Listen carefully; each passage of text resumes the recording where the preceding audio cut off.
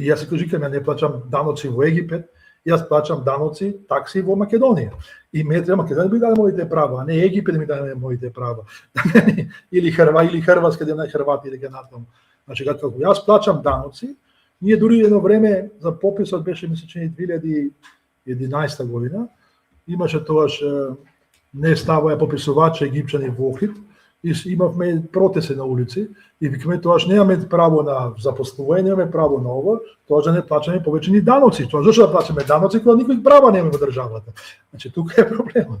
Значи зашто да плаќам тогаш даноци на државата ако никој право државата не дава мене ниту информација за заедница на телевизија, на медиуми, ниту вестник финансира, да не зборуваме за во образовниот систем, значи во учебниците, ова што е комисијата сега за историјата македонско-бугарска, добро за бугарите, спор, меѓутоа за другите заедници, па вие немате ниту една информација во учебник да ви каже за историја на власите, пример, или за ромите по историја, не само за бугарите.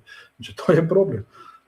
За египчаните не зборам ништо не учат за египчаните, ниту знаат дека има египчани во Македонија. Истото и за црногорци, значи дури не само тоа.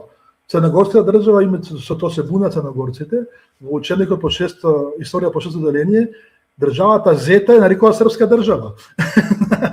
Зета се нарекува на црногорска држава, Зета, и се буња црногорци, како може да ставиш дека е Зета српска држава. Значи до тука одат работите длабоки кога нема соодветна представеност на овие другите заедници.